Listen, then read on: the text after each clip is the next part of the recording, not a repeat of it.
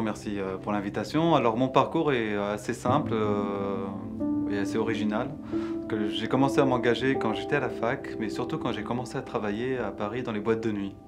J'ai commencé à travailler dans un milieu qui était très particulier parce que c'était celui de la fête, un peu des abus de tout.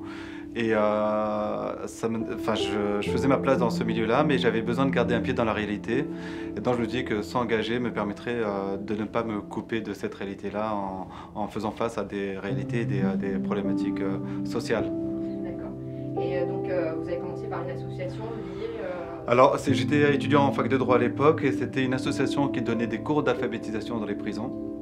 Alors, c'était bon, des prisonniers de droit commun, pas trop méchants, mais j'ai trouvé d'ailleurs assez sympa. Et au bout d'un moment, vu que je suis très curieux, je me suis dit, tiens, j'aimerais bien passer du côté des victimes. Et je suis entré à ce moment-là dans une association de lutte de protection pour les femmes victimes de violences, qui était en région parisienne. Et là, ça a été vraiment la grosse claque. Et l'engagement à partir de ce moment-là a été non plus un engagement égoïste pour garder un pied dans la réalité, mais un engagement humain, parce que j'étais un peu plus sensible finalement aux autres. Alors, pourriez-vous nous parler de votre association d'aujourd'hui? Alors voilà Weekend, c'est une association qui existe maintenant, c'est une action qui existe depuis 5 ans.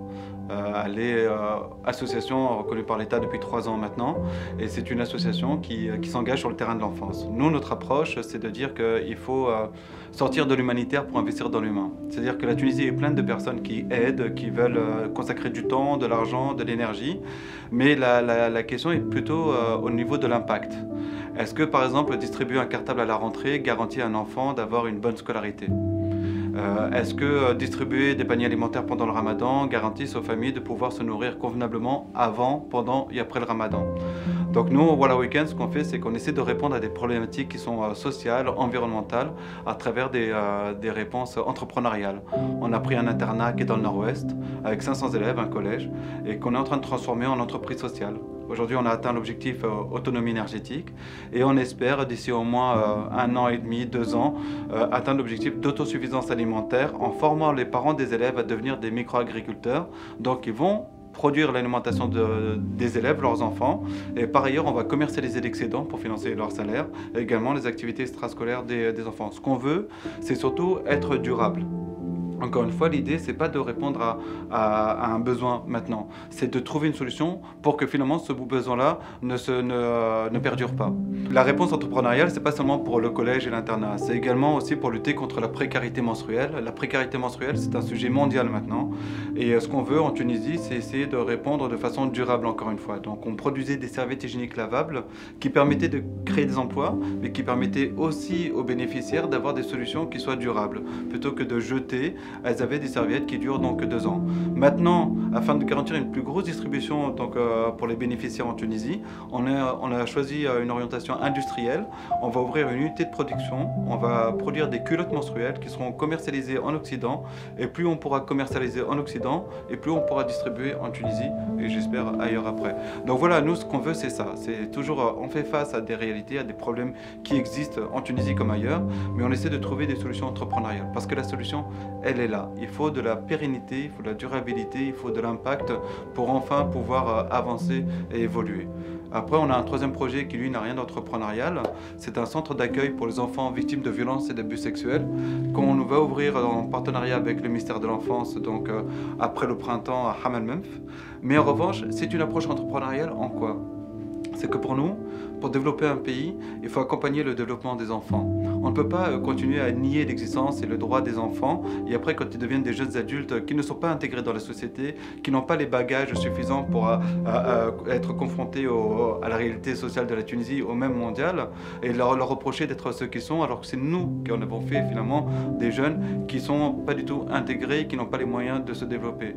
Donc ce qu'on veut, nous, à travers Walla Weekend, c'est se dire que pour développer la Tunisie, il faut accompagner le développement des enfants. Et accompagner le développement des enfants, ça veut dire c'est l'éducation, c'est l'épanouissement, c'est la santé et c'est également la protection des droits et la protection physique. Quels sont les soutiens que vous avez eus? Alors, c'est une très bonne question. parce que nous sommes une organisation qui n'a reçu aucun euro, dollar ou dinar d'aucun pays, même la Tunisie, et d'aucune organisation internationale.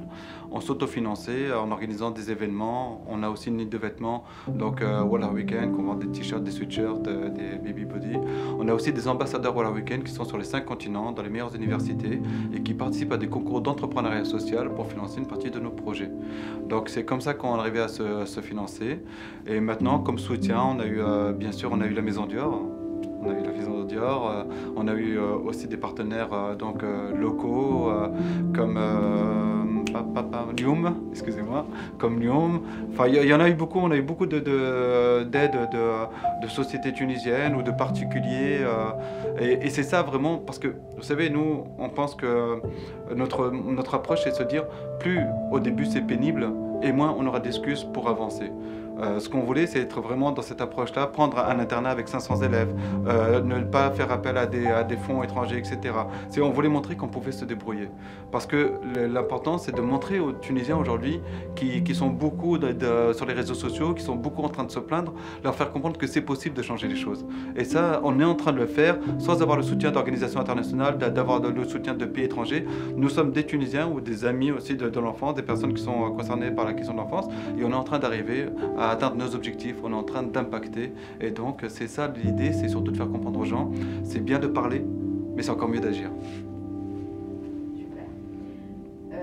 Alors, on dit toujours que dans le milieu associatif, à la fin, on se retrouve seul à tout faire. Est-ce vrai ou est-ce un travail d'équipe? C'est vrai, c'est vrai, c'est vrai. C'est vrai. L'engagement, c'est quelque chose d'irrationnel d'une certaine manière. On se donne à fond dedans quand on y croit. Après, ça dépend des personnes. Il y a des personnes, c'est-à-dire c'est dosé. Moi, je fais partie des personnes qui, je me mets à fond dedans. Donc, l'engagement, je suis marié à l'engagement. Il n'y a que mes chiens qui arrivent à me supporter maintenant, quoi. Mais je suis marié à l'engagement, c'est jour et nuit. Je suis même, parfois je mets trop de pression sur certains engagés qui, pour être honnête, sont partis parce qu'ils ne supportaient pas finalement ce devoir de résultat que j'impose. Mais pour moi, si on veut développer ce pays-là, il faut que cette génération, notre génération, comprenne que c'est à elle de bâtir tout ça. Il n'y a pas de pays aujourd'hui développé ou qui est aujourd'hui une démocratie qui n'a pas eu cette génération qui a compris qu'il fallait qu'elle sacrifie son confort personnel pour préparer la prochaine génération. Donc, c'est vrai que nous, on a un gros turnover, parce qu'en plus, c'est ce que j'appelle l'engagement ingrat. C'est-à-dire que justement, on n'est pas là en train de collecter pour distribuer, on est satisfait. Pas du tout. Nous, l'engagement de Wallah Weekend, c'est des projets on est confronté tous les jours à certains fonctionnaires, à certaines personnes, à certains citoyens, à des dégradations, à des résignations, des trahisons, beaucoup de ça.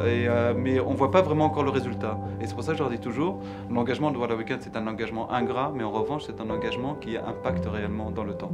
Et c'est ça qui importe. L'associatif, le bénévolat sont un engagement de tous les jours? Oui, bon, ça dépend. Je dis toujours aux personnes, c'est-à-dire que j'ai des amis qui ne sont pas engagés, qui s'en fichent totalement, et je respecte ça.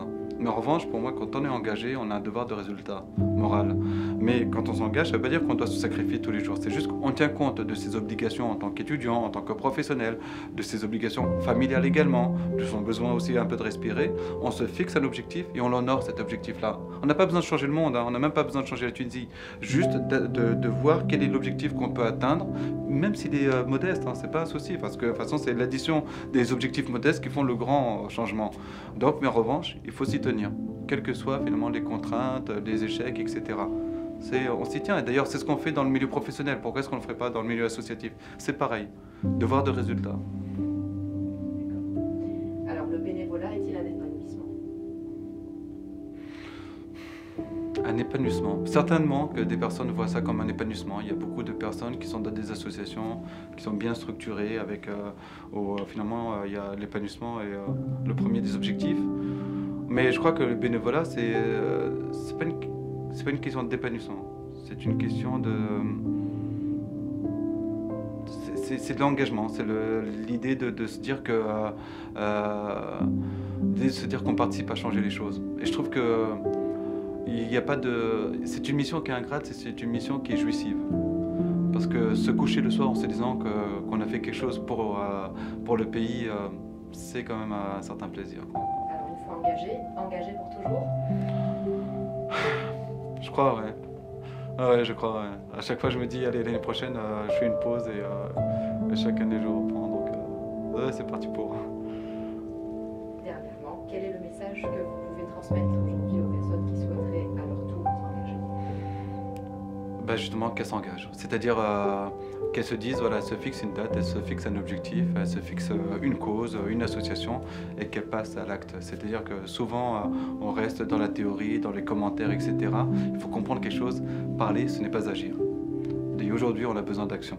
C'est bien de communiquer, c'est ce qu'on est en train de faire là, mais il faut qu'après la communication, il y ait de l'action. Parce que ce pays, tant qu'il sera en majorité peuplé de commentateurs, ne pourra pas évoluer.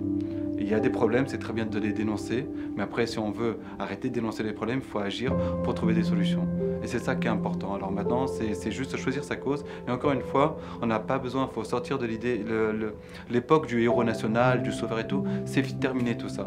Tout ça, c'est terminé. Aujourd'hui, chacun doit impacter dans son quartier, dans son université, dans son entreprise, dans sa maison. L'important, c'est de comprendre que dès lors qu'on fait une petite action qui arrive à changer une petite chose, même dans son environnement direct, on a fait sa part. Et c'est ça qui est important. Faire sa part, fût-elle modeste, mais la faire.